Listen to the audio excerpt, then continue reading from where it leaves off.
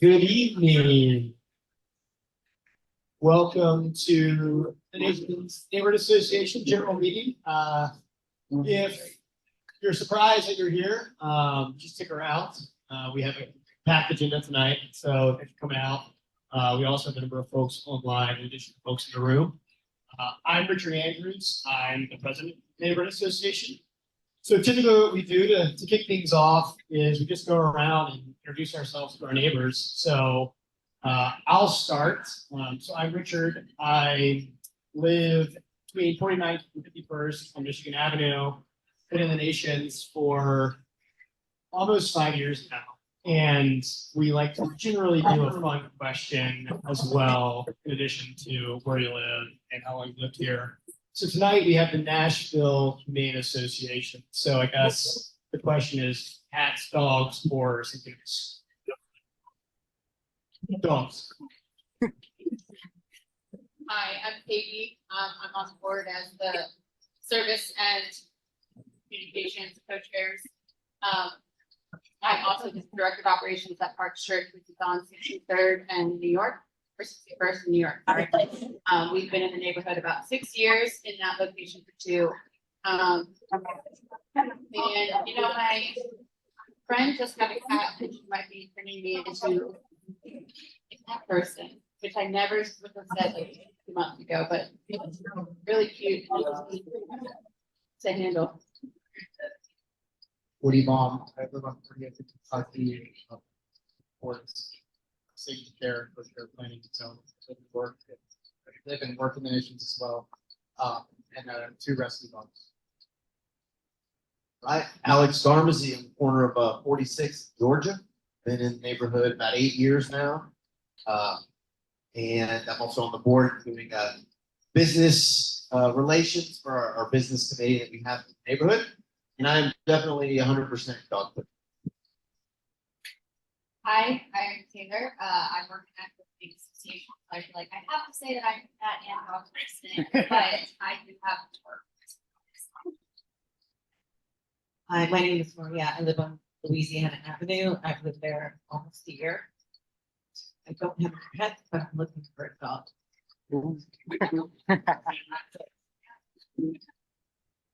Hi, Sid. I'm over on Indiana. I've been there about 4 years. I don't.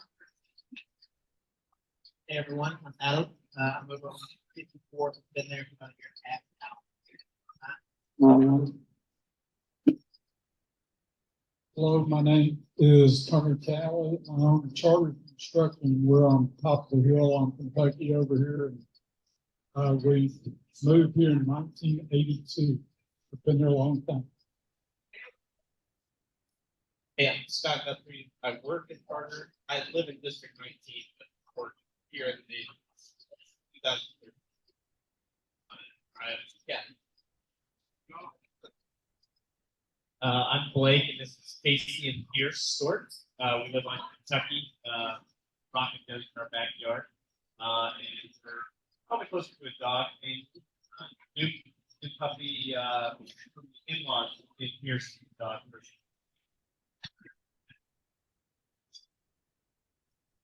Hey,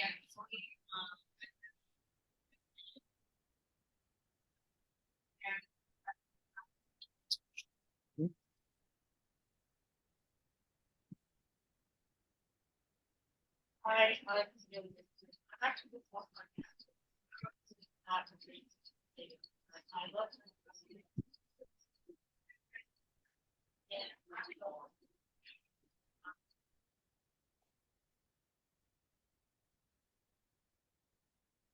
Matt Hall, for the old Black House on Dublin Avenue, like City Hall, cleaned up. And we are, I'm by default, I'm a dog person by default, very wiener dog.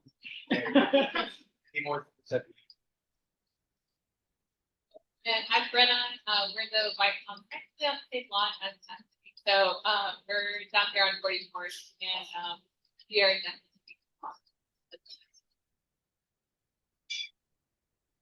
My name is Chris. I live around here in Illinois. I've been in the neighborhood for 5.5 years. I have 3 dogs. My name is Sean, been in the neighborhood with my wife for about 2 years. I can see way more into my house than I really thought I could from here. I keep a dog person, like his dog, but we don't have any pets.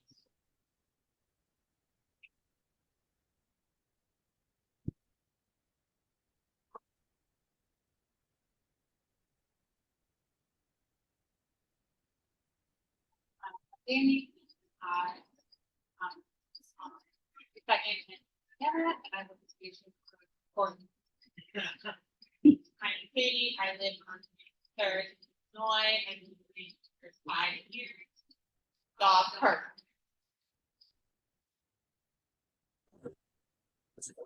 Hi, I'm Rajul.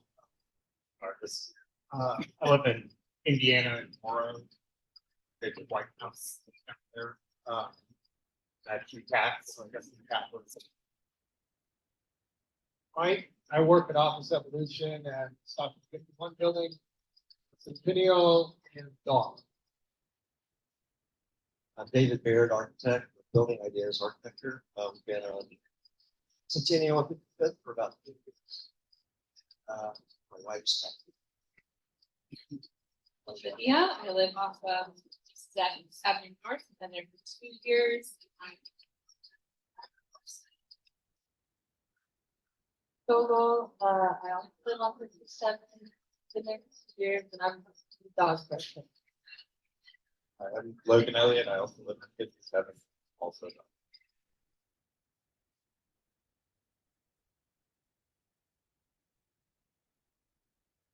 I'm Wesley. Sorry I'm late. My bike chain broke on the way here. I've lived in the nation for a year and live on 49. And I'm William Bissett. I have been living in the nation for 2 years. I live over at Edison Park, and though I grew up with cats, I am most decidedly a dog. So. All right, so next up, we need to go around the board with folks on the board to give any updates in terms of what's going on. Love to hear from them. So Alex, we'll start with you. Yeah, so last month, every month, the nation's business committee does either a breakfast, coffee, or happy hour, lunch, one of those kinds of things. So last month, at the end of the month, we did a networking event at Burger and Grain over there. If you haven't been, absolutely beautiful. I think you'd be shocked at how gorgeous it is if you haven't been in, right across from Pringles. So they're fully open now. The bar's open. For a while, they were operating without, but it was great networking. Just other business notes going on. We have a new restaurant that is opened in the neighborhood. I've not personally been yet. Brotherly Love. Anyone been? Fantastic. Nice. All right. Good stuff. So Brotherly Love is open. And then I imagine most of you have heard the news about Red Bicycle had a kitchen fire about a week ago, and they are closed at the moment. TBD on the plans there. But that's what we've got going on in the nation's business area. No major updates from the state. Well, service, I guess, to back off of Alex, we do a nonprofit lunch for the nation / West Nashville nonprofit every other month, every 3 months. So if you know of a nonprofit or work for a nonprofit or want to make sure a nonprofit is included in that, again, it's just mostly networking and knowing what we're all doing so that we all can support each other on that. We are doing a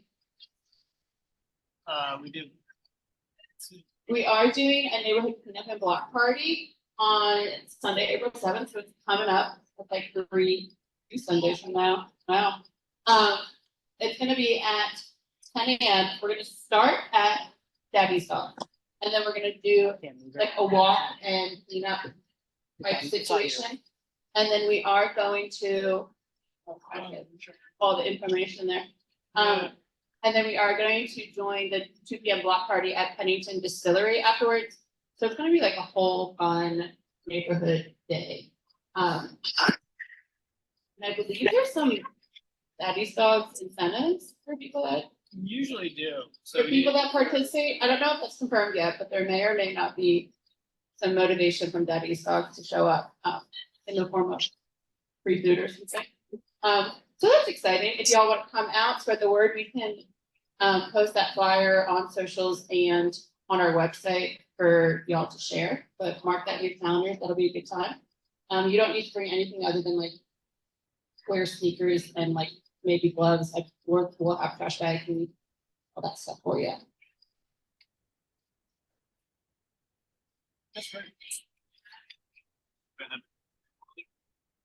It's just.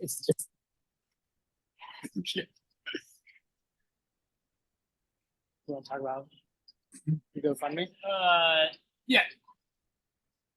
Well, Alex already mentioned here on this slide, GoFundMe Red Bicycle, so they're from their Instagram account. So there's their Instagram handle. If you want to check them out, it's money as they're working through that tough time. Another big event in the neighborhood is on Saturday in West Park. There's an Easter egg hunt. So 11 a.m. There's an online registration, I believe. So we'll be posting on our socials about that and helping support that event. And then on, I believe, Monday, April 1st, there's a blood drive at West Police Precinct between 12 and 4 o'clock. So that's also something we'll be circulating in our social. So stay tuned for that. So yeah, Will, what about you? Again, I'm Will Bissett. I am the co-chair of Planning and Zoning. We are planning as of right now to have a meeting this coming Monday, the first Monday in April. We're going to be doing some updates on a couple of outstanding items. Southeast Ventures had done and requested a do not oppose from the Planning and Zoning on raising their development by a story. It's a property that they've owned and have been kind of continuously developing over the last several years. It borders the river behind Silo Market. It's that vacant property that is closest to the water. So we'll be giving an update on conversations with them about an ask that we made of them. And we've got a couple of other items that we'll be doing some cleanup. We've heard musing of a potential project that's coming to the north end of the nation's it's a recreational opportunity. I need to talk a little bit more with our councilman and just confirm that we can talk about it publicly, but if we can, that's what we'll talk about it. So those are kind of the fun places where we have conversations about upcoming stuff here in the nations. And again, it's a centennial, so at the very least you can have a good beer and hang out with some of your fellow neighbors. So come on out. If you haven't had a chance to get on the distribution list, come see me, at least me at the end of the meeting, and make sure I grab your information. We'll get you signed up. Other than that, here you go. Anyone else have any events in the room they wanted to circulate the group to announce? All right. Next topic. So last month, I imagine a number of you all were able to tune in or at least read about Councilmember Horton, our district council member, is proposing a rezone of our neighborhood. And so it largely consists of a couple of components. One is to allow for some more small scale apartments in the heart of the neighborhood, or multifamily in the heart of the neighborhood.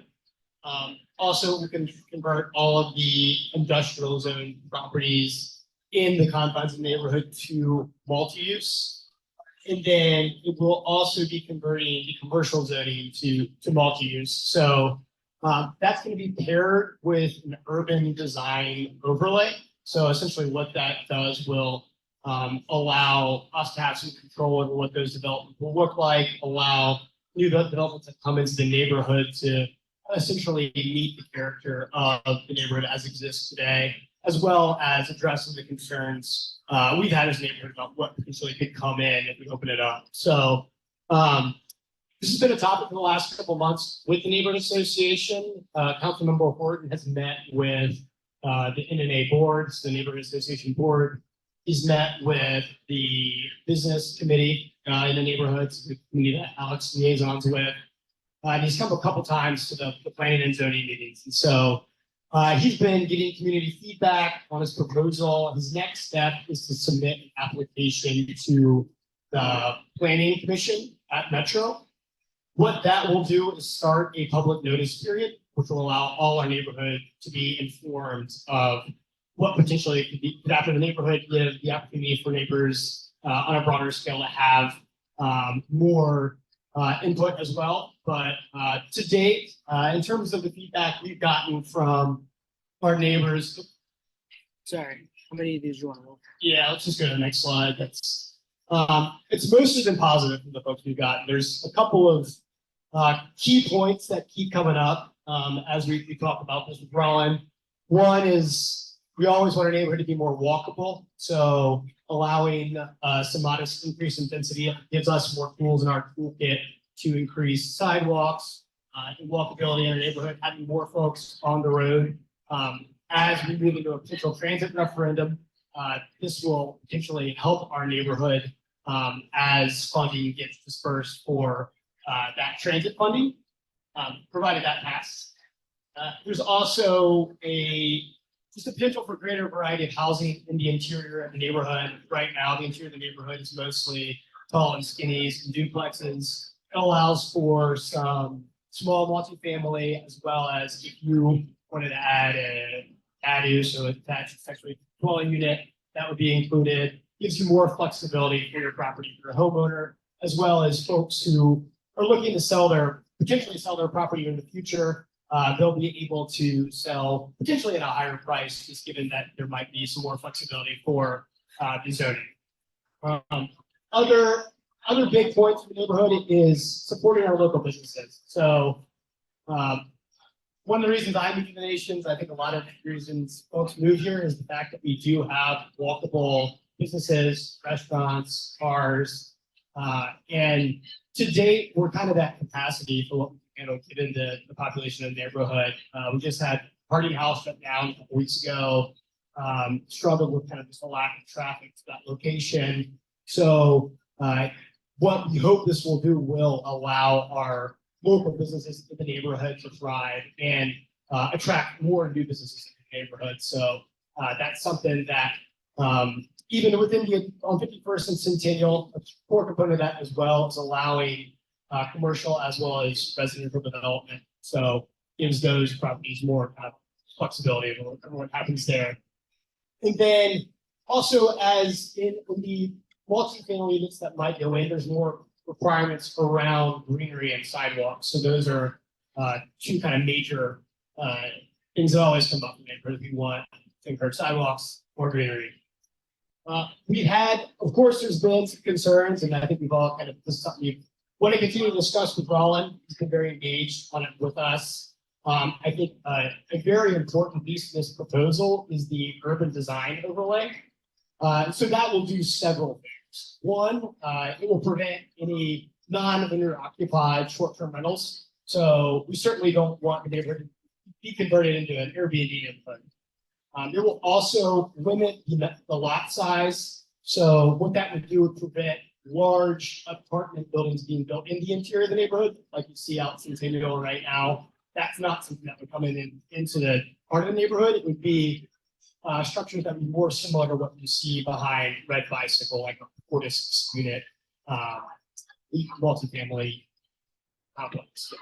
And then other things we can do that urban design overlay is to encourage greenery requirements as well. So generally, given all this, the board has discussed it internally, and we would like to endorse Roland's proposal. So formally submit a letter to Roland and Metro Planning.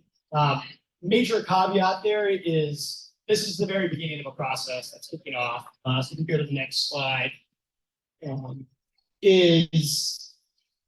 So what will happen once, if this passes through the planning commission is going to look at a number of needs around it. Infrastructure, we'll go to codes, we'll go to Metro Water. So a lot of the questions we've had around infrastructural requirements be addressed by Metro. And then that will go forward to a publicly noticed meeting, at least one in the neighborhood. So folks who want to continue to be engaged in the topic as neighbors or as a neighborhood association We continuously can provide feedback to that process. There'll also be a planning commission meeting that's public, and then a full metro council meeting that's public. So I think that the key thing here is we want to be involved in this process from the get-go and work collaboratively with Councilmember Horton. So what I'm proposing, what the board is proposing is that we sign a letter of endorsement. In order to get the formal support of the neighborhood association, we would call a vote. So the idea is that this meeting will call a vote on that proposal. We do have probably 10 minutes if there's any questions or discussion for folks in the room. If not, we can open up the voting period. Yes. It's not so much a question, but it is why we are here tonight. So charter construction, if you guys don't know this, if you don't live on Kentucky, hopefully you've never noticed this. But we're on the top of the hill at Kentucky, and we're honestly a pretty big company. We've got 750 feet, and we've kind of outgrown our space over the 40 years with current measures in here. And we recognize that the neighborhood fabric has changed in the time that we've been here. So we've really tried to reduce the type of so we're a concrete subcontractor. So we do a lot of construction. We honestly have a lot of trucking that has grown and grown over the years. And we've tried to reduce the amount of trucking that we do in the neighborhood and are trying to relocate a lot of that type of work out of the neighborhood. And so we've got a large laydown area across the street from our office that we use for materials and things like that. And as we kind of shift that type of production out of the neighborhood, out to actually the highway, we're wondering, hey, what do we want to do with this property? And the Turner guy who owns this property, he's exploring like, okay, if we no longer need this for industrial purposes, we want to use this for and housing is what makes sense. So putting in condos and a large apartment complex, something like that. And it could be anywhere from 10 units, maybe even 70. It's pretty large property here. And our understanding of what this zone and trying to do is honestly to enable exactly what you're trying to do. Is take an industrial lot that is not serving the neighborhood and turning it into something that will bring in more neighbors, the ability to have retail, pocket shop, and things like that. So we're definitely interested in this. We're kind of coming in late, but we weren't familiar with this, and sort of apologize for not being a partner in your conversation. But our understanding of this is that this is enabling us to kind of exactly what we think you guys would want from the past.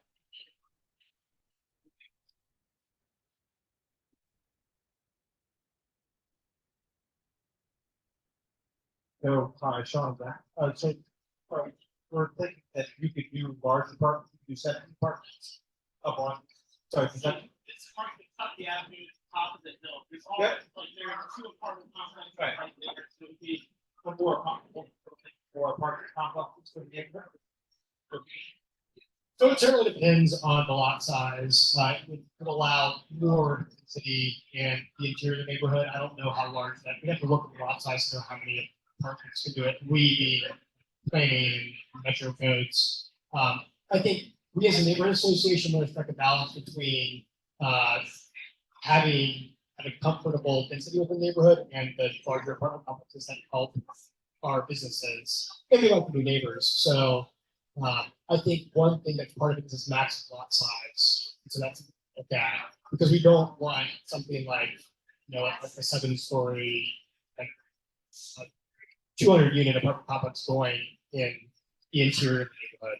So we do want to encourage more density though, or more uses of industrial property in particular.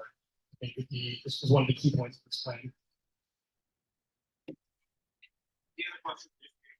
You guys mentioned a lot of things that are obvious. Like, just wondering the downside of the things you guys heard from a lot of us. What were some of the big things that you about where the area is? Right, I think the main feedback we've gotten, some of those we put here in terms of what the every design overlay will cover. So one of them being short-term rental properties, developers come in and put a lot of Airbnbs, that would be prevented by the urban design overlay that's coupled with the zoning.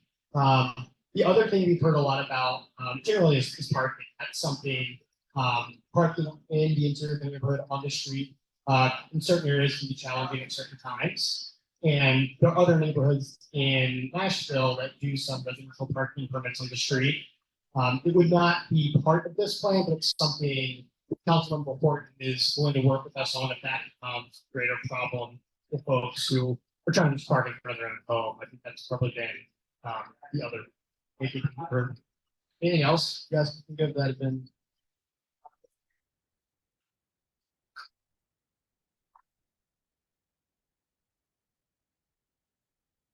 So, point of clarification, so we're good planning for, so we're talking about like investment property, potentially be rezoned to allow them to apartment, retail, commercial, whatever.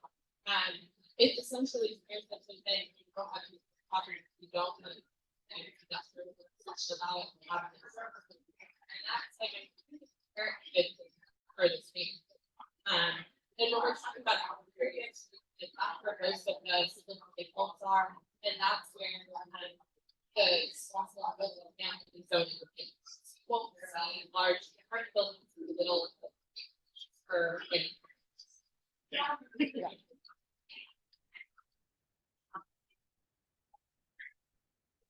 Do it. Oh, folks, so I just to summarize, the idea is that the zoning would allow for small scale multifamily in the interior of the neighborhood, not big. I guess Olivia comes from the background and just yeah, I work for the department, but worked previously. But I'm just saying this is a great opportunity for some of our industrial properties to convert to more. thank you. So I understand from the industrial properties being rezoned to these larger scale. My biggest question is within the neighborhood, what's the prohibiting out-of-state LLC purchasing duplex like next to building a quadplex long-term rental? You aren't investing from happening. So I know it's not going to be a multi-use parking lot. I can have a retail coffee shop next to it. But what is that doing to help this neighborhood, to help the school in this neighborhood, to bring more investment into this neighborhood? Essentially, the nation's long term. So it would allow that. And I think that we do want to get more folks out in the neighborhood, or like I'm speaking for somewhat personally from what we talked discussed before.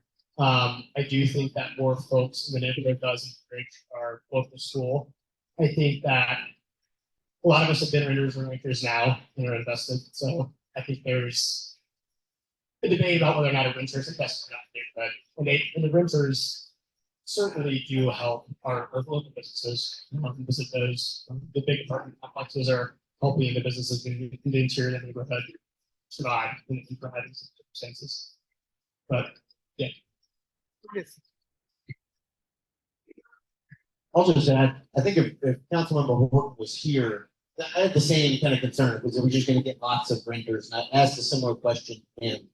And he reminded me that, or the group that night, that we wanna be a neighborhood for everyone and not just homeowners. So providing rental opportunities isn't necessarily a bad thing.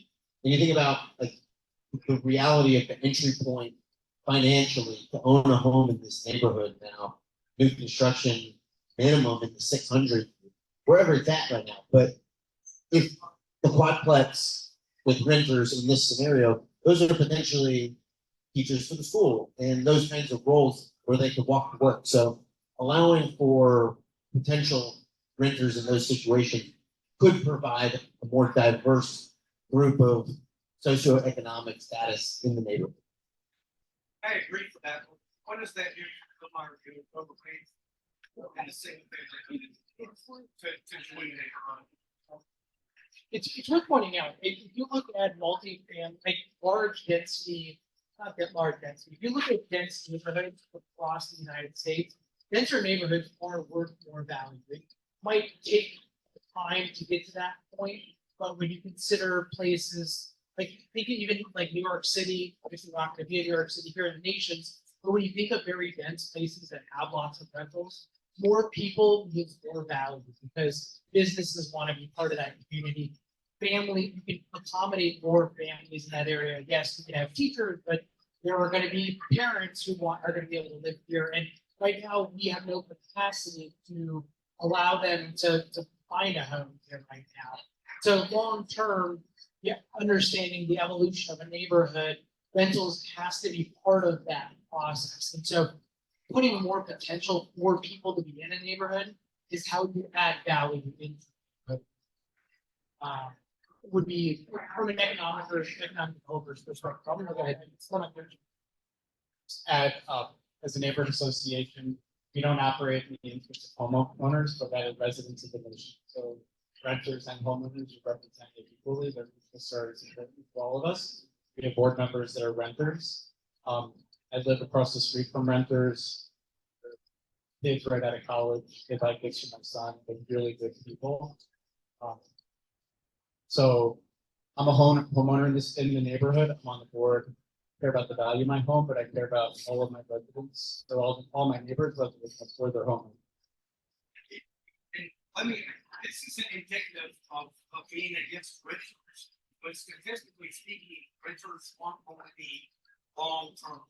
When I really say that, I'm speaking of pocket. And I know that they're down in students that are here because the evolution and the changing of the state law. How is being pro rent going to change that issue? I think, all right.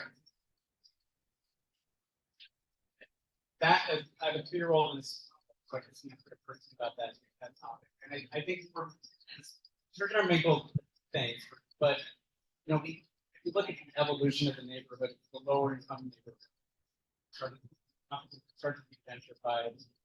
Families started coming. Traditionally, when people have kids, start to move out of the neighborhood. Really want to change.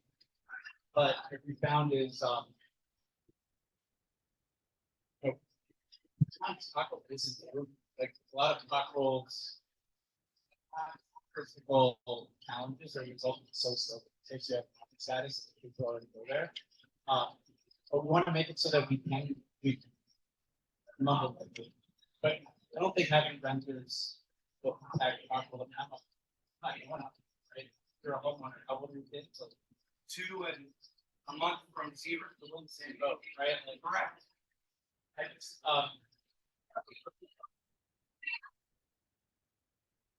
but this proposal is not, I mean, a lot of it's designed so that people can walk away. But I think a lot of it's for my family bought it. We bought for under 600. Are we really going to shut the door? I think because that happened with the actual couple of years back. And we wouldn't be able to meet 2024. So we want to be a neighborhood that opens that to the other generations. But we want to say, hey, this is when it stopped. In 2021, it became unaffordable, forever unaffordable. Because I know when I came in as a middle income or upper middle income family, but my family's added a lot to this. I'm sure yours has a lot of those. The price point at which we entered doesn't indicate the impact of the had on the neighborhood. So like we want to be a neighborhood that welcomes future families into the neighborhood, or we want to be an exclusively high income or high income. The president of the PTO is Paco to the next month. She unfortunately can't be here tonight. She's sick. So we're engaged with Paco and we have to support the school. So we definitely want homeowners and renters and whoever in the neighborhood to send their kids there. That's something we want to support. That's give them that option. And so whatever we can do that would be nice. I know that we had a lot of homeowners who then not. So it's not specific, but I think that's certainly encouraging the engagement. All right, we're making sure we don't have the same point. So I just wanted to say something that was raised at the last neighborhood association meeting that I thought was really poignant. That right now, you know, if you got a single family house that's bought, the out of state boogeyman that I'm also afraid of, right? They could file for an SP and upzone that parcel, and then the homeowner that sold it doesn't benefit as much from that process, right? If we upzone the entire neighborhood at once, any existing homeowner today, anyone that's a homeowner today is going to benefit more than if we have this kind of piecemeal zoning reform that's happening right now. And the second thing I want to say, right, is there's a lot of single family homes with renters in them. I'm in the White Houses on Founders Lane. That's 61 single family homes that are all rented. That's better land use than what it was when it was industrial, but I think this kind of zoning will allow for more creative land use. Maybe that's a village with quadplexes, right? Maybe that's owners mixed with renters, right? But like it's very, what we have right now is there's a lot of single family, I guess, and yeah, it's super unaffordable.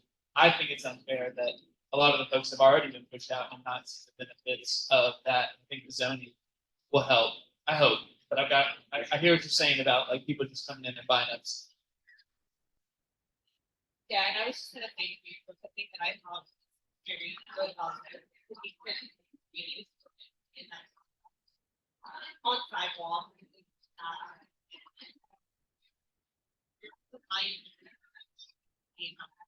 I think a neighborhood that feels walkable, safe, and does in itself to safety and eyes. Now, making having that infrastructure.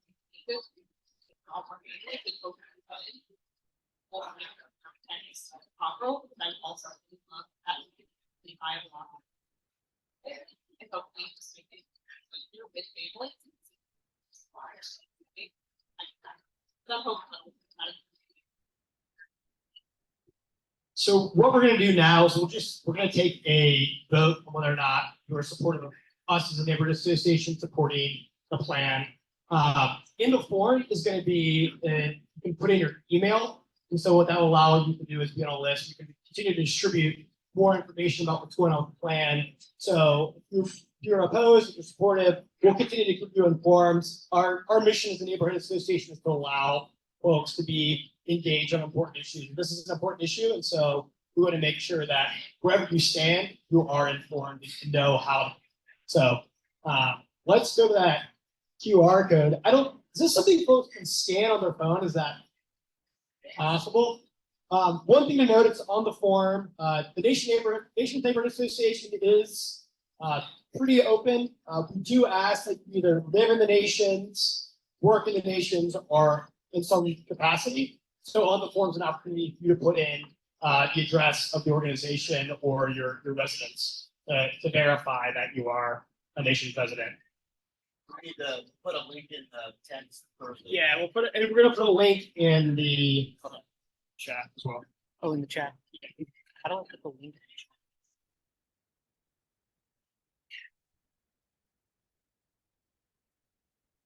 Is it working? Yes. Awesome. No. We can do like a real-time vote now. Question for, okay, I do have a question. Yeah. Is more density something that's kind of on the mission statement? Through, for what you guys are trying to achieve versus single family homes, getting more single family homes, just kind of curious that on the, I kind of know what's a little bit, see about the fence. But curious, like, with your vision, is it kind of businesses on the outside, the interior? I think that is certainly evolving. I mean, we traditionally have been encouraging of development and having more folks in the neighborhood. I don't know if it is a stated mission, make it a more dense neighborhood, but we wanted more walkable neighborhood, more neighborhood amenities. A lot of those things apply more density. In terms of the sidewalks comes up most everybody have it. I'm trying to see. So. It surely can't be. Another mission, another way to get. In addition to that, presumably it's a long process. Yes, I mean, there's. Alex, do you have any institutional knowledge on this topic? Because you've been around longer than me. Well, this is obviously a big deal. The biggest one we've had as a neighborhood, and there's a long history of sidewalks and funds and money was supposed to be here, and it's gone, and all that kind of stuff. So, Councilmember Horton did speak a lot about density and public works providing services to more dense areas naturally. So it's that. as our density goes up smartly, and I'll say, I got it, if I you got haven't it, I been got it. involved in this stuff, the monthly planning and zoning meetings, we don't say yes or unopposed everything. There's plenty of stuff where it's pretty heated. Ultimately, the project doesn't go through because the neighborhood, that's at the end, the catalyst that says it pokes too many holes in it, and then Yeah, it doesn't happen. So we're not necessarily just super pro development. We approach every development on its own, and there's a group of people in this room and other people that have been doing it for a long time that analyze all of it. But this specific timeline, I mean, we're at like step 2 of 12, probably. I mean, so it's still, in a brewery formality at this moment. And I think that there'll be a lot more formal meetings and of course, council meetings. So, me personally, I was skeptical when Rollin first talked about it. I've kind of been convinced, but most importantly, at least me personally, I want to see it. I don't want to see it in like a night. I'd rather go through the process where people that know more about public works, infrastructure, how to build a city are involved and can talk about it. So that's kind of where we are. And I would think that from his presentation, it was fall before there really is like a yes or no on this.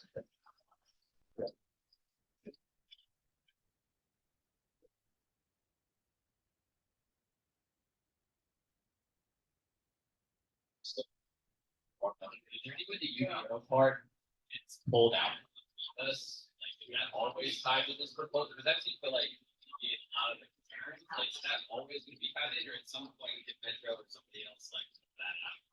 I think if it loses the UDO, it would likely lose the scope. So I don't know if it's officially tied, but. Well, They're running. The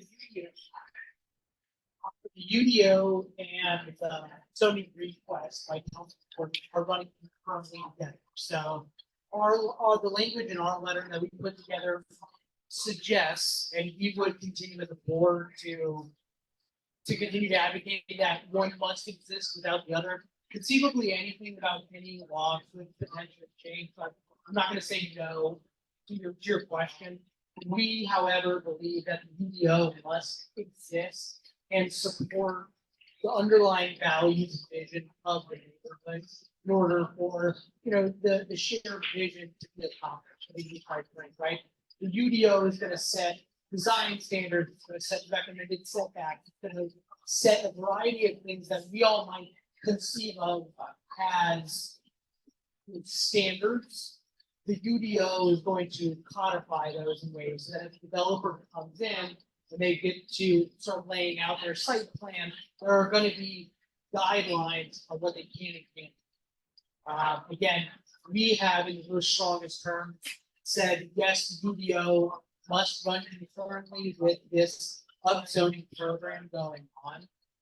There's two things that we understand it. We're in constant communication with our councilmen. They are happening tied together. Again, we are on step 2 of like 7 or 8. We're going to get to hear from other public bodies, not least of which is the planning department, before this thing actually goes through. So we are simply endorsing the idea that we believe this supports the values and mission of this neighborhood, and let's move forward until we think that it should.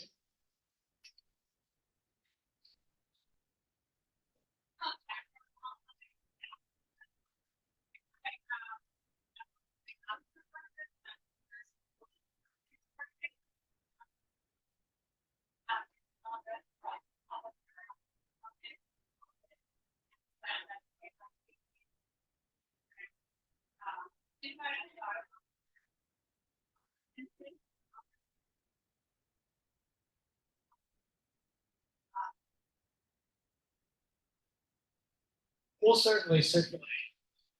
That email basically saying, yeah. Right.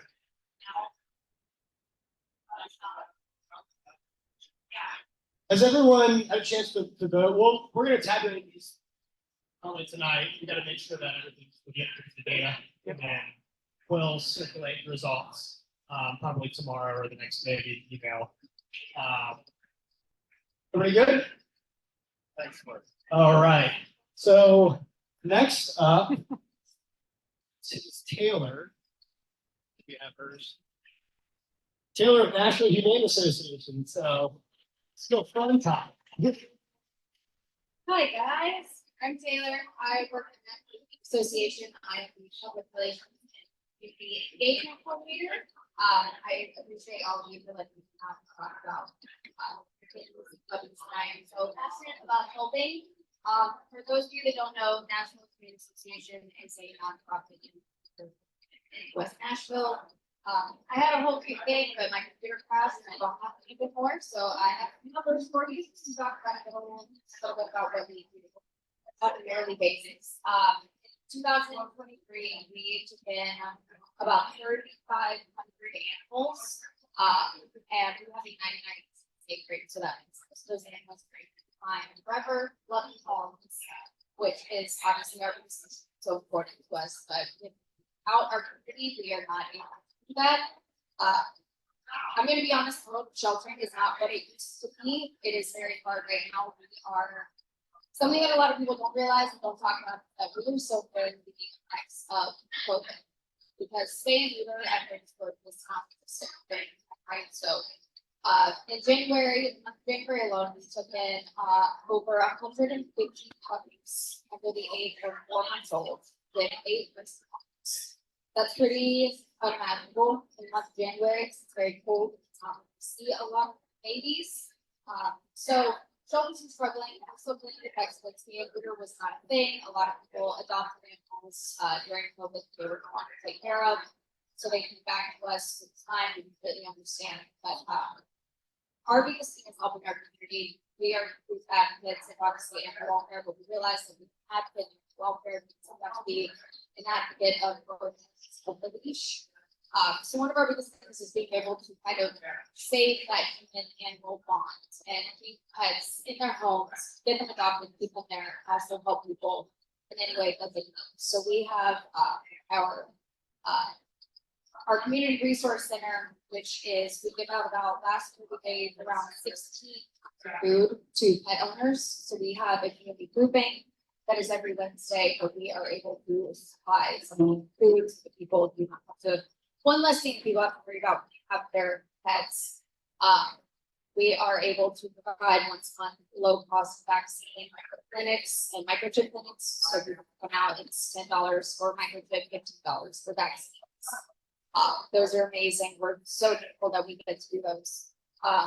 Another thing that we do is just our foster program. So in the 3,400 animals we took in last year, more than half of those needed to go to foster homes. That is for any reason, just like shelters are very stressful for animals. It's really just not, they should be. So that could be anything from like a 2-week precious break, neonate kittens, which is kittens season right now. So for all the cat people looking at you, neonates are kittens that people find that, you know, they do not have their moms. They are not able to kind of be on their own. They need to be bottle fed, so those are a little bit longer. We have medical cases. We have such an amazing vet team that are able to take in all of these animals. I mean, even Lancelot here, Lancelot came to us and needed, as you can tell from his smile, he needed dental surgery. So the other half of his mouth, there's not really any teeth there. So he was in a foster home while he recovered from that. Amigo is actually another animal that was in a foster home. Amigo is a perfect example of like how animals are different and homes and why foster is so important. Amigo did not come out of his hiding hole, which is just like a little tunnel thing that we put in our house. For about 2 weeks, he was hissing and swatting at anybody who tried to come near him. We got him into a foster home within about an hour. We got videos of him just like purring, making biscuits, wanting all of the attention, and he is just absolutely thriving. So our community is very important to us. We want to help them, but we cannot help them without the support of our community. If that makes sense. So volunteering, fostering, donating, anything that our community can help us with, that way we can kind of turn it around and help our community members that might not have the resources that they need to keep their pets happy and healthy and good. So that's a little bit about my board. If anybody has any questions about what we do. You have to adopt to take advantage of those vaccines. No, they do not have to be alumni of National Community Association. So if you have, yes, if you have a dog or a cat and you need a microchip or you need vaccines or anything like that, or you need resources for anything, really, we cover everything from behavioral support, training support to supplemental food to vaccines. We can help you with low cost medical care, vet clinics, and all of that good stuff. So we really, we try to cover all our bases, make sure that everybody's taken care of. Best way to volunteer, we have our volunteer opportunities kind of go from everything like helping with their cats, helping with their dogs, taking photos, community events, which is what I mainly do. I throw puppy parties. It is the best job in the world. So best way is that I actually have pamphlets for anybody who wants that. I have QR codes, sign up to volunteer. Those can be in corporate groups, or we have opportunities for kids. We do a lot of education, which is one that I'm very, very passionate about. It's getting out into our community and teaching kids how to appropriately interact with animals. So that, no harm happens to them, basically. But yeah, you can go on our website or I can go.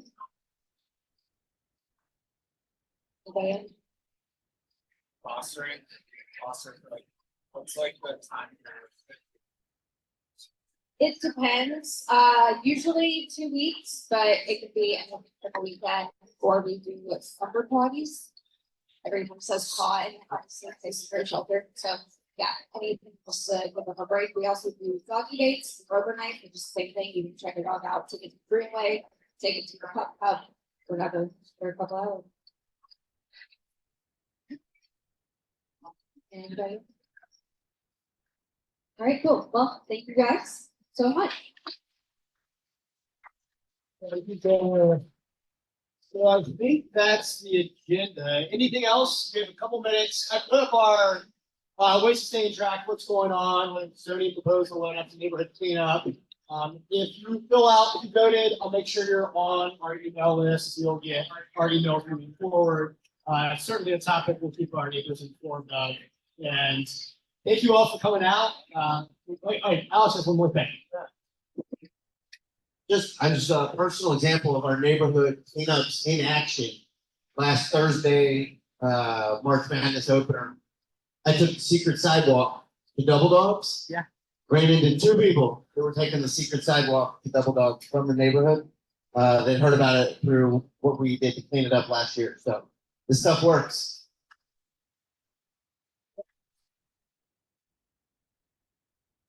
We'll end on that. Thank you all.